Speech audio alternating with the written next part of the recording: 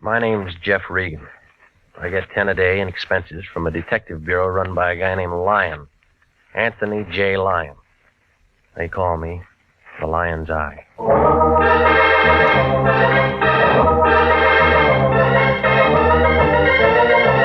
With Jack Webb as Jeff Regan, Investigator, stand by for hard-boiled action and mystery and thrilling adventure in tonight's story of The House by the Sea.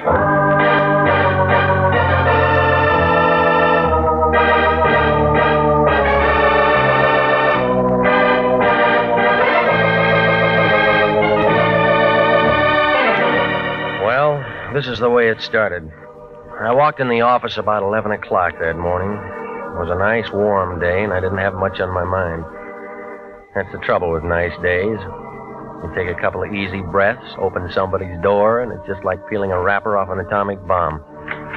The Lion was in his den, sitting behind his desk. You couldn't tell where he left off and the desk began. He was talking to a girl with a flock of black hair.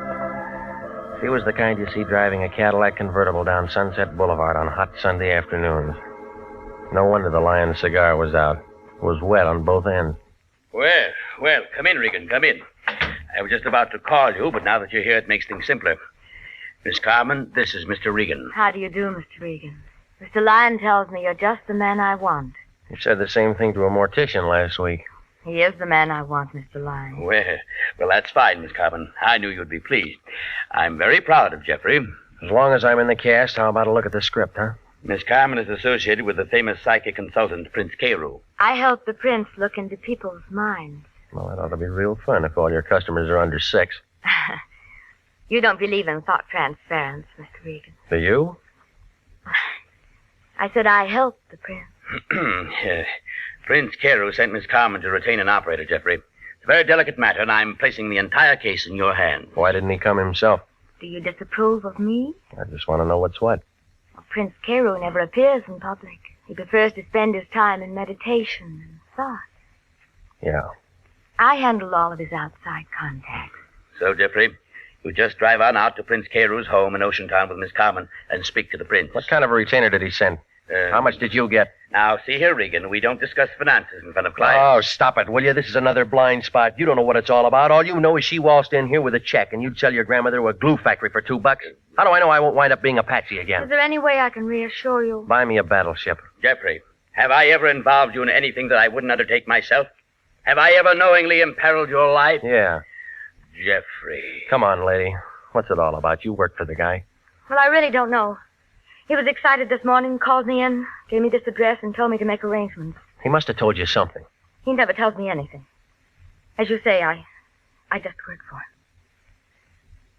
Well? All right, I'm hired. Good. Now call me, Jeffrey. Call me if you run into any trouble.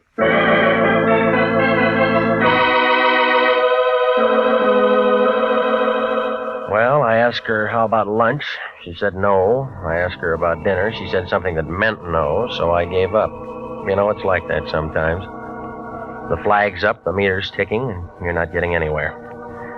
But from a couple of things she told me, I got the idea she was doing more than just helping the prince read minds. Well, his place turned out to be a good hour from downtown Los Angeles, up 101. It was a couple of stories of glass and concrete leaning out over the ocean. It was high and dry and quiet up there. And you got a feeling you should be hearing things and feeling things when you looked down and saw that water banging around the bottom of the cliff. She unlocked the door, and a guy in a white turban and some pants that looked like oversized diapers and a pair of tennis shoes was standing there. He had a big curved knife hanging around his waist, and he put his hand on it when he saw me. Right this way, Mr. Regan. Who's he, the butcher? Oh, that's Telly. He works for the prince. Manservant. He's from India. Yeah, I'll bet the Indians were glad to get rid of him. Telly's harmless, tongueless, and he doesn't hear.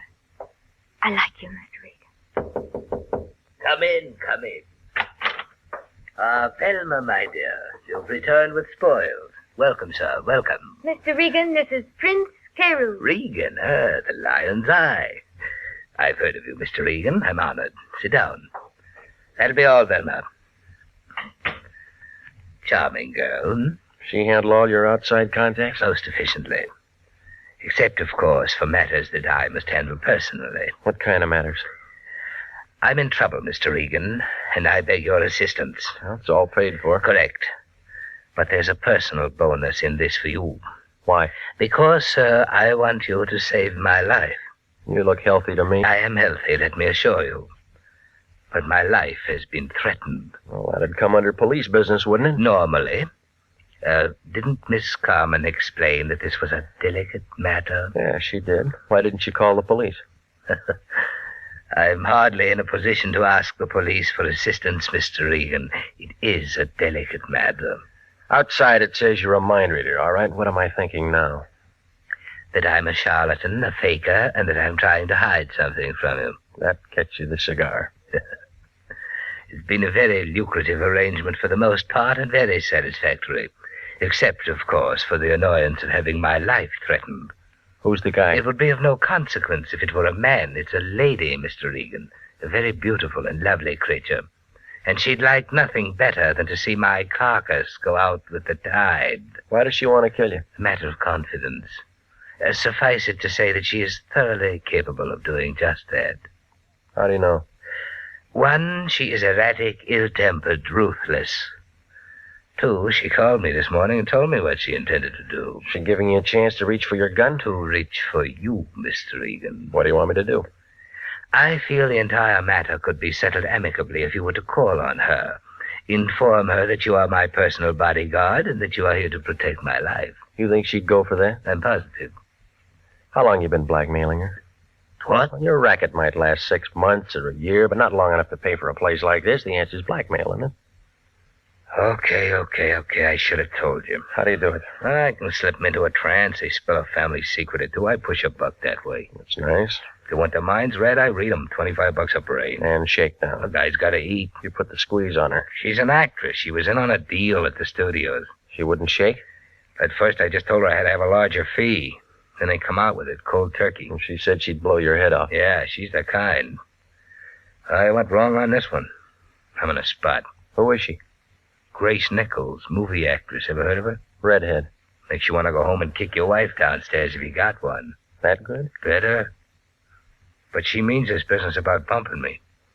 And I won't look good dead. All right, where's she live? Over in the Palisades. Here's her address. You going over there now? Yeah? Be careful. She isn't gunning for me. That isn't what I mean. There's a skinny boy there. He's nasty, no callers. Name of Tim Rogers. I'll remember that. I hope you can talk her out of it. I've been sweating. I don't want to shake her down. I just want to get a little sleep at night.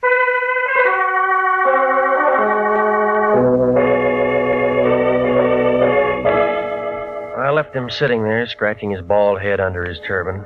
He looked about as happy as a guy who just ate a Vaseline sandwich. Well, Grace's place was too big for a marble game and too small for football. I think I remember reading something about how she got it from her third husband. There was a big wire fence all around it and a sign every 15 or 20 feet telling you not to trespass. So I parked my car outside the driveway and walked up to the front door.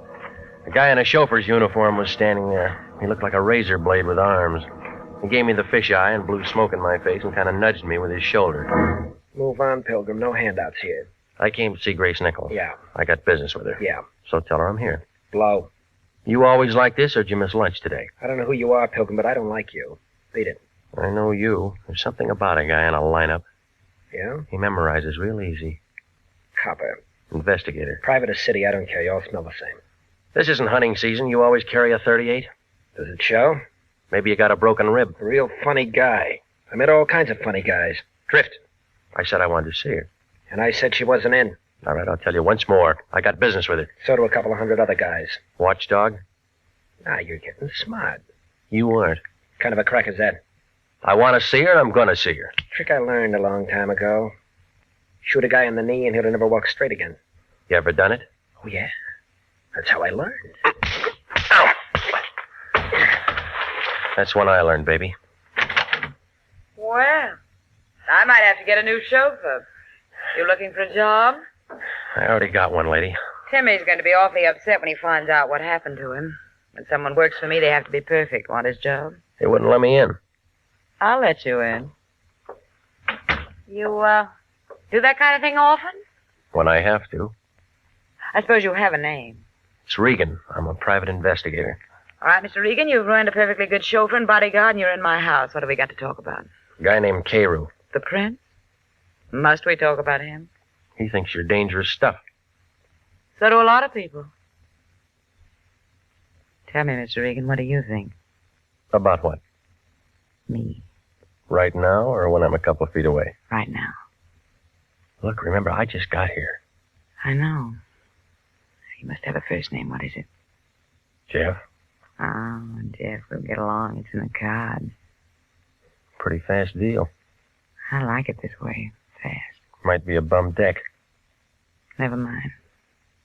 Deal.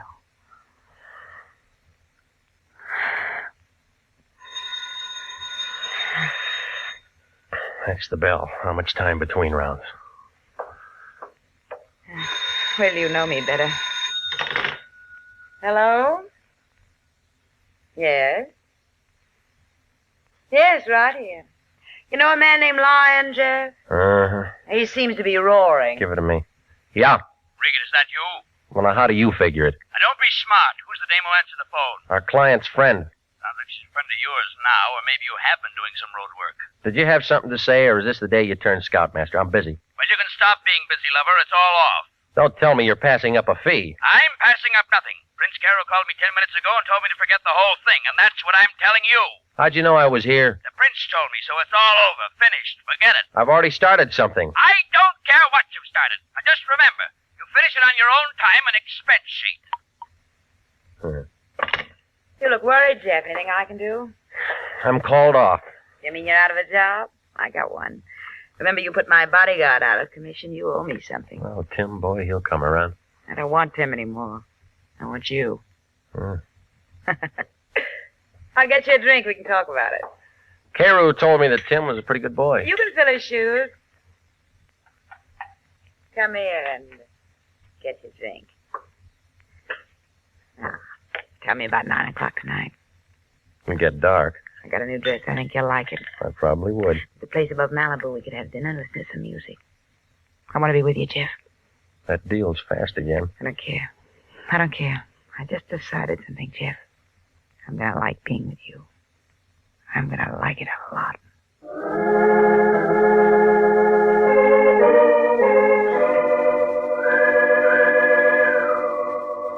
Well, she didn't want me to go, but I was thinking about the prince and the way everything looked.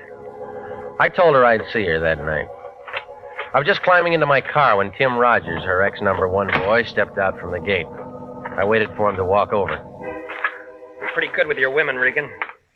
You look lonely, Timmy. Somebody stole your popsicle? Bum joke, Regan. I've been waiting to talk to you. You were so quiet in the house I didn't want to make any noise. Any better here? You came out champ this afternoon. But you won't even make the prelims next time. You got something to say? Stay away from her. You're shaking. You need a drink. Stay away from her, Regan. I've been with her too long. Known her too long to take the bounce from a two-bit gum heel. Goodbye. I'm not finished yet. That's your version. Now get your foot off that running board, punk, or I'll take it with me.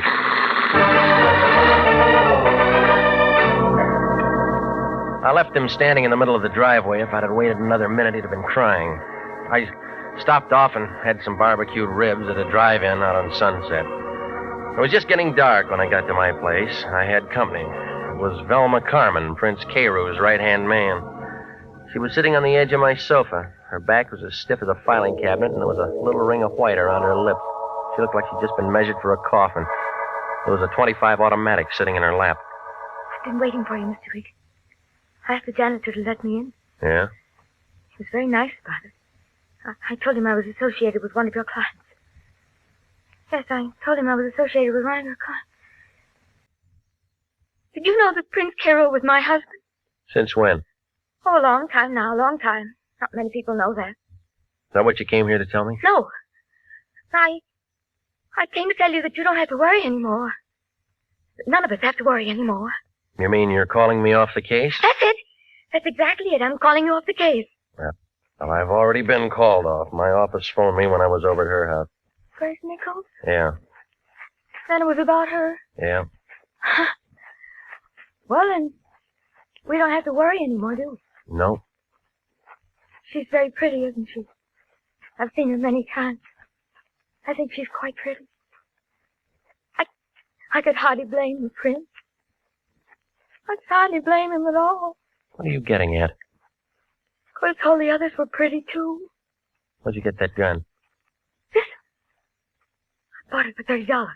Let me see it, huh? Oh, yes. I brought it here so I could show it to you. I paid $30 for it. I paid $30. I'd imagine the air would be cleaner in there, don't you? What are you talking about? I mean, it's really very humane, they tell me. It's just like sitting down and never waking up. I've read all about it. You just walk in and sit down, and if you don't try to hold your breath, you go to sleep, don't you? You've met murderers before, Mr. Regan. Do I make a good murderer? Do I make a good murderer? Stop it, will you? You trying to tell me you killed him? Oh, Mr. Regan, that's why I came here. I shot him.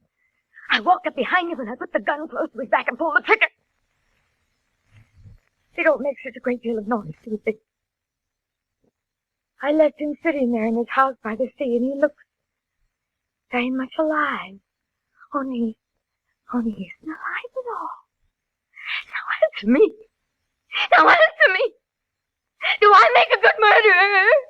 Do I make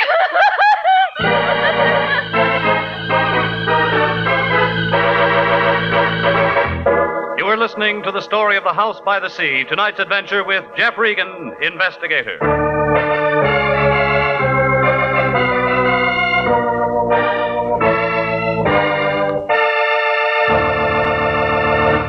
They're still available for qualified nurses.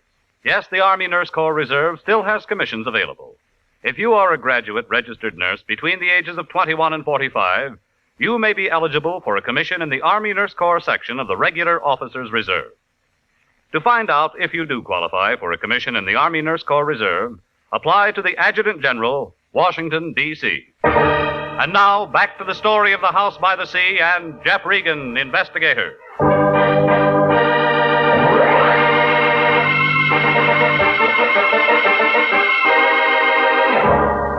Well, after she got through, she settled down to a slow, even kind of a giggle that started somewhere around her shoelaces and didn't get past her knees.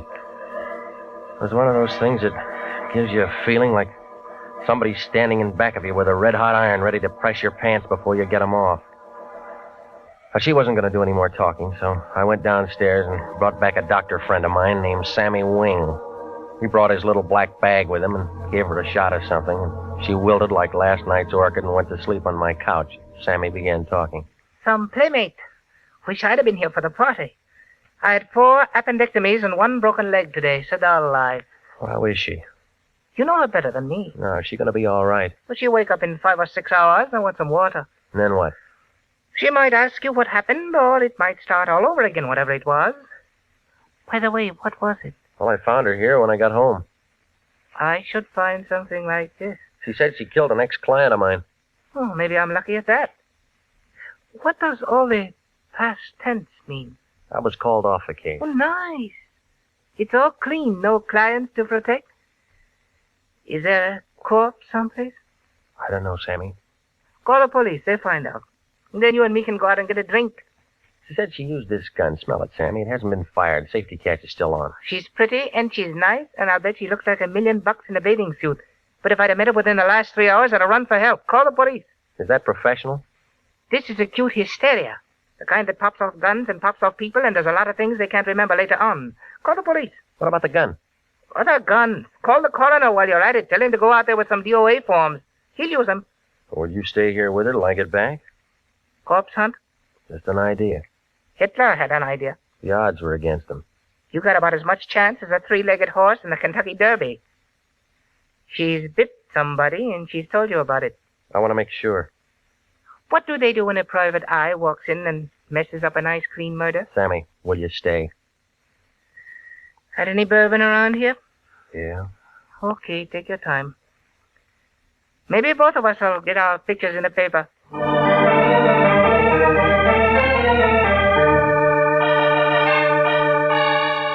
I left him with a kind of a soft smile on his face, like he had some inside information on Tuesday's winner at Del Mar. Well, it was 9:30 by the time I got there, and it was dark enough to give a ghost the creeps. It was different, too. Maybe it was the fog. I used that ring of keys I'd taken from her purse. smelled dry and funny inside, and it was real quiet, like somebody was waiting for the world to fall apart. I clicked on my flashlight, and I walked down the long hall to his office. He was there, just like she said. There were 3 holes in the front of his shirt, but it wasn't the laundry's fault.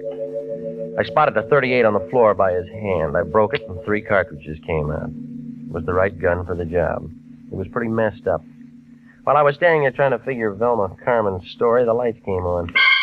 A fat man wearing a sheriff's star was standing by the switch. There was a taller man in a brown overcoat next to him. They both looked like they'd just finished dinner. Scavenger hunt, son? You don't talk, Charlie. Ain't much for him to say, is there, Cap? Guess not. Well, son? Well, it looks like you're going to be calling me names. What do you like best? Killer, murderer, or slayer? The papers use slayer a lot. I don't like any of them. Kind of breezy for a hot boy, ain't you? Mind giving me a name? It's Regan. I'm a private detective. It's Regan. He's a private detective, Cap. Yeah. Got a card or something with you, son? Yeah? Yeah, he's right. But international. Lyon still there? Yeah? Who's that? An old bum I used to know. Regan, why do you go around killing people? The Lion will be mad. Look, this is a fix. Now, why do you want to say a thing like that? Somebody tip you? Phone call a little while ago. Huh? Funny kind of a voice, a whisper. Said we'd find a stiff up here, but didn't say we'd find you. You're extra. Look, I just came here to see what it was all about. Same thing we did. Only we come up with a suspect and a corpse. No cop could ask for anything better. Charlie, better call a coroner. Ocean Town's just a small place, Regan. Only me and Charlie around. We borrow from the county when we get something like this. I can find you a real answer in an hour. You let me and Charlie worry about that. You look good enough for the time being. All right, son. Let's go. I had as much chance as an elephant in a tea room, and if those two locked me up and booked me. So I leaned back into his gun and spun around and knocked his wrist down. He pulled the trigger, and by that time I'd flicked the light switch and was out the door. I didn't run for my car. I cut across the driveway and doubled back up the hill. I could hear him yelling and shooting out in the dark.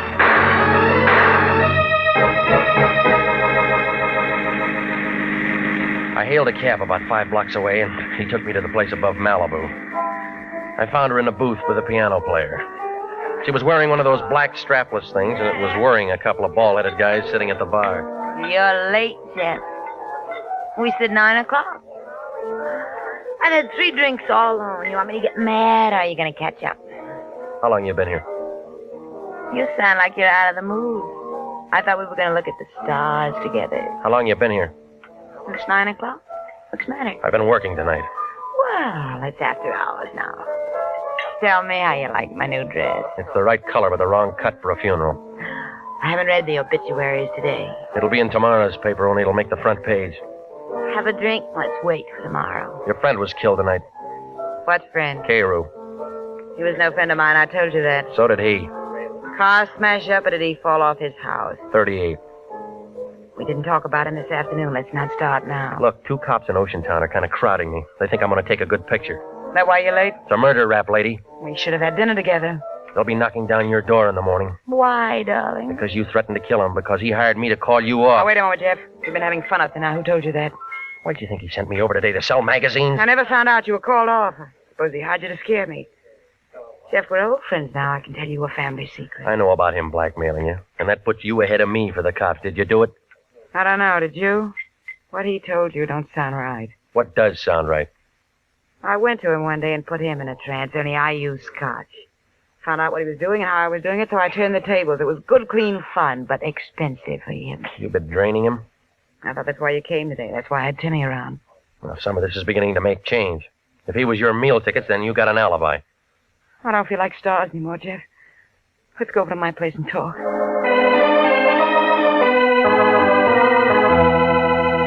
On the way over, she didn't have much to say, and I couldn't think of anything. I was all too mixed up. If she'd really been shaking him down, then she figured out. And the girl back in my apartment figured in. Only she had the wrong gun. And then there was a little business that I'd have to explain with the Ocean Town cops. Well, when we turned in the driveway, I stopped figuring. Tim Rogers, the man with the guns, was there, standing on the porch. Oh, gorgeous. I've been waiting to see you. You're home late. I thought I fired you. Still tramping with this tramp, huh? I thought you'd be sick of him by now. For once, I'm glad to see you, Tim boy. That sounds cozy, but I don't want to see you. I know where your 38 is. You're wrong. It's her 38. And it's got her prints on it. Jeff, he's making it look bad for me. Ask him what he's doing here, will you? Just in for a showdown, Angel. You're tagged for his murder. They'll want you. I fixed it good. I can fix it so you can get away. How? A friend of mine shutting off at Pedro. 4 o'clock. He'll go all over the world. Jeff, if all of this is straight, I'm in a spot. Relax. This guy never did anything right. Tell me how I'm wrong. All right, that tip to the Ocean Town cops was wrong. Trying to pile up a scare on me was wrong. Killing Carew was wrong, and this clinches it. Yeah?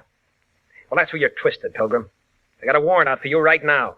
Plugging a murder suspect is something they'll thank me for. You said her prints were on that gun? They'll find that out in the morning.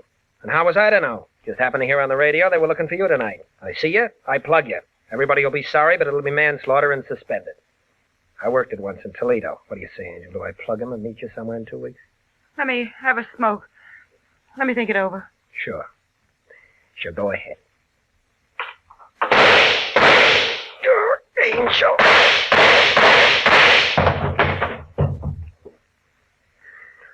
Well, the gun's empty now. I carried this for 3 years. I never used it. He deserved to die, didn't he? Didn't he, Regan, didn't he? I don't know, lady. You knew him better.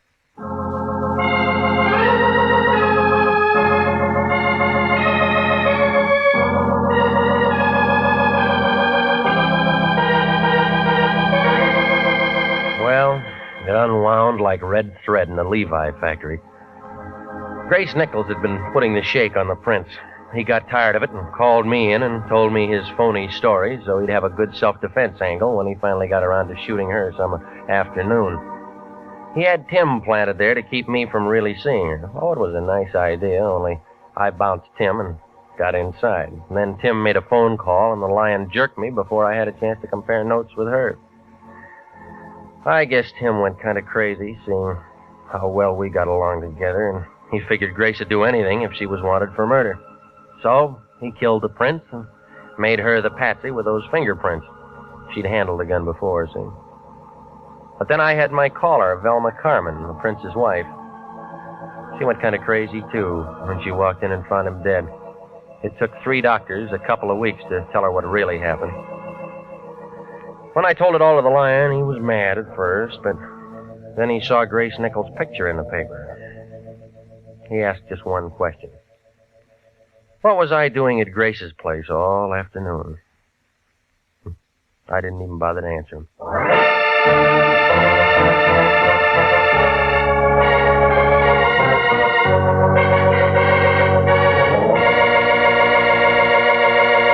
Jack Webb is featured as Jeff Regan with Wilms Herbert as Anthony J. Lyon. It's CBS same time next week for hard-boiled action and mystery with Jeff Regan, Investigator. Written by E. Jack Newman, produced by Sterling Tracy. The role of Grace Nichols was played by Betty Lou Gerson, David Ellis was Tim Rogers, Lorene Tuttle was Velma Carmen, and Marvin Miller was Prince Carew.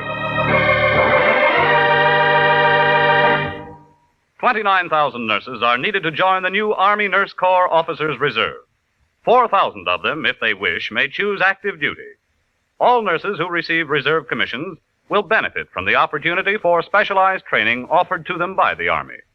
The educational opportunities offered the nurse by the Army Medical Department will be of great advantage to her in her work. Don't wait. If you're a registered graduate nurse between the ages of 21 and 45, drop a card now for complete information to the Adjutant General, Washington, D.C.